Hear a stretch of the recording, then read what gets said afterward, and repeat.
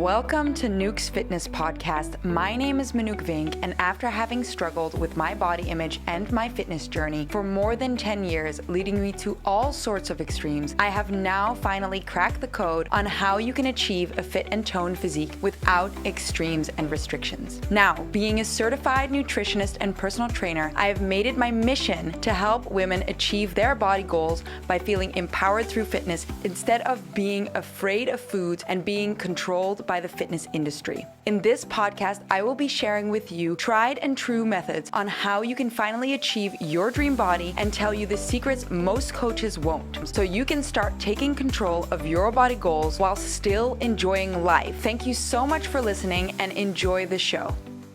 I have decided to split up my Dream Body Challenge into a 4-week podcast series. So over the next 4 weeks, you will be able to listen to my Dream Body Challenge that I offer on my website as a podcast series. So stay tuned, as today you will be listening to one of the Dream Body Challenge challenges. Hello everyone, and we are on day 3 of the Dream Body Challenge. I am so excited to have you here for the 3rd day of the challenge. And yesterday was filled with so much information, some information that I haven't shared before. And I think it's going to make such a change in your fitness journey, understanding all of that, like the energetics behind why maybe you are feeling blocked or you're not achieving the results that you are working so hard to achieve or trying so hard to achieve. So for today, we are going to be diving into how you're going to build your workout program to get the best results. Because if you were anything like I was, you're probably like very nervous about changing up your workout program, because if you feel like if you don't stick to the program exactly how it's written out for you, you feel like you're not going to get the results, or you just feel completely lost in the gym and you don't even know where to begin. Or the only way that you can work out is when you have some sort of program. And we are going to break you free from that so that you can actually build your workout programs so that they are made for you and that you have full control over the results that you are going to get from these workout programs. And you actually understand how these workout programs are built so that you can adjust them, you can change them, you can swap out exercises so that you get the best results for your specific goals. So without further ado, we are going to dive right in. Just hang on one second, bear with me. We are gonna dive right in. So like I said, welcome to day 3 of the Dream Body Challenge. First, I would love to hear from you all. So comment in the Facebook group, let me know with an email, let me know now. How do you feel about day 2? Do you feel like committing to these workouts made like a difference in your life? Like you feel like now, because it's scheduled in, you feel like now you're going to actually execute the workout and you're going to follow through. And did you find the workouts in day 2? Were you able to do any of the workouts that I provided in day 2 of the challenge? And of course, how did you feel about figuring out the energetics of the body? So the reason you might be holding on to fat, did it like make you realize some stuff and think like, hey, that actually makes so much sense, and I see how that can apply? And do you see how by just even realizing that, it could already make such a shift in your life? I really hope that you notice these things, and because these things are what the game changer are. You can do everything right, but if you're not listening to your body and if you're not cooperating with your body, you're not going to see the results that you wish you had. So speaking of results, we need to start talking about your workout, and we need to design your workout. Because like I said yesterday, you can wish upon a star all you want to transform your body. You can do the energetic work and remove like your blocks and your self-limiting beliefs, but then you still need to take action. You still need to do a workout to get the body that you desire. You still need to adjust your nutrition to get the body that you desire, because you can't just sit and pray and hope that your body is going to transform. So that's why we're going to be diving into your workout today. Because like I said, we established your goal, so that should be clear. We've now allocated days to your workout, and now we have to put it all together into a nice plan so that you can start transforming your body today. So before we do that, I want to address something. For some of you, this may apply. For some of you, it might not. But it is important to address because I know the gym can be like an intimidating place. It can feel like a scary place, a little bit like sometimes you're a fish out of water when you're there. And sometimes it feels like other people know better than you, which is probably not the case, but it can feel like that. So I want you to reflect for a second and I want you to think about what areas in the gym do you normally go to? And are there specific areas in the gym that you avoid? And I want you to think about that because I want you to mull that over a little bit and think about why am I avoiding these areas in the gym and why am I going to these specific areas in the gym? And I want you to write out like what is the main reason that you're doing that because we're going to tackle that. And I'm going to do that by telling you a little bit of a funny story because like I said, the gym can feel like an intimidating place, but honestly, it really isn't. And honestly, the people that you think are advanced aren't always as advanced as you think. But I'm going to share some stories of my own. When I was at university, I first started really before that, I was diving into fitness, but strength training, not as much yet. I was still like trying out multiple different things. So I started like dipping my toes into the strength training area of my fitness journey. So we had a gym at our university, and we had like three little levels. So like an upper level, like the main level, and then a little like it was like just a couple steps down the lower level. And that lower level was where most of the free weights were. And this lower level was called the pit amongst us. I mean, the pit already sounds like scary, right? Like, why would you call it that? Like, nobody wants to go to the pit. So, me and my friend would go to the gym, and the pit was like this scary place where all the free weights were. And she would feel like hesitant to go because she's like, oh no, it's so intimidating. There's all these big guys there. I don't know if I want to go there. I don't know what I'm doing. And honestly, at some point, I was like, you know what? Fuck it. Like, I'm here for myself. I'm here to achieve the results that I want. So why am I going to let other people get in the way of me achieving the results that I want? Why am I going to like think about what other people might think about me? And that is what's going to stop me from getting where I want to be. Like, it should be like anything else in your life. When you think about any goal that you want to achieve, are you going to let others get in the way of you achieving that goal? And if you are, then why would you? Like, that is so silly. So eventually, I ended up just going into the pit and doing my workouts. And guess what happened? Absolutely nothing. Like, people are just there to work out. And that's with most things. And honestly, I've had multiple ridiculous things happening to me. I've been launched off of a treadmill. Like, me and my friend were running two treadmills, and one of them was on and I didn't see it. So I jumped onto the treadmill and I got launched into the wall. So stupid. And you would think at that moment people would like look up and come to help and be like, oh my God, look at how silly she looks, or like have a reaction. Well, the most shocking part of it all was that nobody had a reaction. Nobody had a reaction. They all just like, there was literally a lady next to me on the elliptical, and she just like looked down and then continued her workout, to the point that I was like, hey, is this normal to you guys or something? Like, what the hell is going on here? So that just goes to show how people are so self-involved that they don't even realize when you get launched off of a treadmill. Or they do and they don't even care. So people are just so focused on themselves. You shouldn't worry about what others are thinking of you, especially when they're getting in the way of you wanting to achieve the results that you're setting out for yourself. And that is just the message I want to give you. And I've had several more weird situations in the gym, and that's not to scare you. I think I just had to go through this so that I could share with you that it's fine. Like, you're going to be fine. You're going to feel, and the thing is, once you have a structured workout program and you know what you're going to do, you're going to feel so much more confident because you know why you're there. You know what equipment to grab, you know where to go, And that takes away a lot of the anxiety because you won't feel as stressed about it because you have a plan in hand and you know where you're going to go and you know what you're going to do.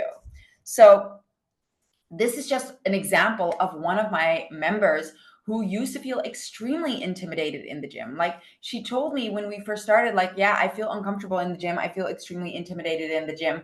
And the fact that she now just goes into the gym, does her thing, grabs her things, just like she feels like at home in the gym. And that is all because she got a structured workout program and she knows what to do. She knows why she's there. So that took all that anxiety away. And now she feels like she basically owns the gym. She just knows what to do. The anxiety is gone. And that is one of the reasons that a structured workout program is so important. So we are going to get into it, and I'm going to be sharing with you how you're going to build your workout today. Before we do anything, I want to give you this one message. Please, please, please, please, for the love of God, stop changing up your workout routines every day and every single week. When you change up your workout routine, you are not going to get the results that you want. You got to think of it like a dance routine. If you were to practice a dance choreography, right, and you had to get it down for a show, would you change up the training and the choreography for that one dance routine every single day or every single week? Or, yeah, would you do that? No, right? That's because you have to get those movements down. If you keep changing it up, you're not going to get better at those movements. I don't know why people don't seem to understand that strength training works the exact same way. If you keep doing different things when you enter the gym, so you join one workout class and then you do this and then you do that and you do this. Yes, you're burning calories here and there, but you're not going to get the results that you want because you're not focusing on building on the exercises that you know. You're not stimulating the muscle so that it can grow. You're just changing it up constantly. So that is why you need to follow a structured workout plan and you need to do that consistently. That means you're going to have the same exercises in your workout program over and over and over again. Even when you slightly change the workout program, the staples are going to be the same or they're going to be variations of that staple. So stop changing up the workout routine. That is going to stop you from getting the results that you want. You need to stimulate the muscle. You need to allow it to grow and keep challenging that muscle so that it can grow and shape your body. Another misconception that I really want to tackle, and I think we've tackled that a little bit yesterday, is that it is not the more destroyed you are and the more you do, and like if you're more broken after a workout, or if you're basically limping after a workout, that doesn't mean it was a more successful workout. No. It just means you just exerted more energy, which doesn't mean anything when it comes to you making progress in the gym. In fact, it can be detrimental for you achieving the results that you want. And too many people still believe that if you're not sweating, if you're not basically passing out, if you're not limping out of your workout, it wasn't effective. That is not the case. It is not the case. You can measure your progress by if you're getting stronger and if your shape is transforming and if you are able to move more weight or do more reps with the weight that you normally used. And I'm going to show you my transformation, my testimonial of this situation. So in the picture on the left, is that the left for you guys? I hope so. In the picture in the black bikini, in that picture, I was training more. I was training 5 times a week. I was doing more intense workouts, and I was doing more. And I was getting heavier and heavier. Whereas in the picture on the right, wow, I'm so bad at this. I don't know what you guys are like. On the picture with me in the blue bikini, I am doing less. That is more recent. That is me now. I am training 3 times a week, sometimes 4. And that 4th training session is maybe an extra cardio session or a long walk or walking on the treadmill or just getting some movement in or doing something extra. So I train way less than I did, and I'm getting better results. And that is because I am listening to my body, I am not overexerting it, and I'm using the right principles to get the results that I want. So more is not better. In fact, it's probably doing you more harm. And especially for us women, the more stress you put on your body doesn't mean that it's going to be better. And even listening to your body, what we spoke about yesterday, decoding the body is trying to communicate. If it is uncomfortable, if you're feeling stiff, if you're feeling bloated, if you're feeling swollen, if you're gaining like fat, that means something is off. So listen to that and adjust the workout program. And of course, inside my membership, we dive specifically into what is going on with you so that we can tackle that. But this is just proof of concept that more is not better. When you have a good structured workout program, you basically need to train maybe like 3 times a week, max 4, to get the results that you want. Now that we've got that cleared up, another misconception: more exercises does not mean better. The longer you train does not mean better. So we're going to set up your workout program now. So I'm sure you've looked at the workout program that I provided you yesterday. That is like a little bit of a template, what you can sort of look at, like how I set it up, and then apply what I'm going to show you inside this workshop. Inside day 3 of the challenge. It is a workshop. You're going to apply this. So basically, you do not need 10 to 12 exercises to get the results that you want. You're probably wasting your time training more than an hour doing more exercises. Because if you do the exercises correctly, you only need 4 to 6 exercises. Because I promise you, when you're exerting enough energy and you're progressively overloading, then those 4 to 6 exercises are going to be more than enough.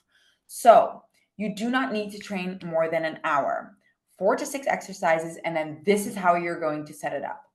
This is how you're going to set up your workouts. You are going to order your exercises in this order. You're going to first think about, what is my priority muscle? What do I want to work on most? So for example, if you have Jane, it's my imaginary friend Jane. Jane wants to build her glutes. So she's going to make sure that she has most of her energy to do a glute workout, a glute exercise. So the first exercise in her workout is going to be a glute exercise. Then she's going to go down the list of priority. What is next on the priority list? Oh, she wants to, if you're going to do full body, she wants to build a nicer back. So then after the glute exercise, she's going to do a back exercise, and that's how you're going to structure your workout. But then you're going to refine it like this, and you're going to use these as well to get a clearer concept of how you're going to build your workout. The second thing you're going to look at is how many motor units are activated during the exercise. So if you think of a bicep curl, it doesn't require a lot of your body to work together. So it doesn't cost a lot of energy. Whereas if you think of a deadlift, your whole body needs to work together to execute that exercise, which means more motor units need to work together to execute that exercise. I always think of it like soldiers in your body working together to do that exercise. The least amount of soldiers that need to work together to do the exercise, the least motor units you are using. So if you're thinking of Jane and she wants to build her glutes, then she's going to do a glute exercise first. But then you're going to refine it more and go, okay, what glute exercise? Is it going to be a deadlift, a kickback, or a hip thrust? And then you can go down the scale. Okay, a deadlift and a hip thrust, they require more motor units. But then ask yourself, okay, which one requires more motor units and which one targets the muscle group that is a priority to me more? So for example, her main goal here is not her hamstrings, but her glutes. Then I would say do the hip thrust first. It may require less motor units than the deadlift, but it is more accurate to targeting her glutes. So then after that, in her workout program, she can do a deadlift, still high up in the program because you want more energy for the heavier workouts that require more motor units. And then last on the list, you are going to tackle the exercises with the smaller muscle sizes. So bigger muscle sizes first, smaller muscle sizes last. And that's how you're going to build your workouts.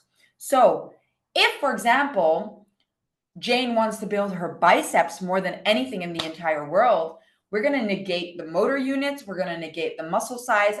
We're just going to focus on priority. Then even though the muscle size is smaller, even though you require less motor units for the bicep curl, you're going to do the bicep curls first, right? Because priority above everything, because you want most of your energy for the priority muscle, and then you work your way down the list of how you're going to build your workout program. And that is how you build the workout program. I know it's a lot to take in. Think about it, mull it over a little bit. It is, this is the way that you build your workouts so that you get the most out of them. And then when it comes to executing the exercises, you need to make sure that you're challenging your muscle to the max. And that is what progressive overload is. So you don't want to stop at like 15 reps if you can do more. Then you push through and you do more. But that is something we dive a little deeper into inside the membership, into progressive overload, into the entire structure of building your workout program. But this is going to get you going. This is how you're going to get the best results, by ordering your exercises like this, by not spending more than an hour on your workouts, and by implementing 4 to 6 exercises and really challenging yourself in those 4 to 6 exercises. I'm going to give you a case study of one of my members or clients that worked with me. And before she worked with me, she was working with another trainer, and this trainer gave her 10 to 12 exercises.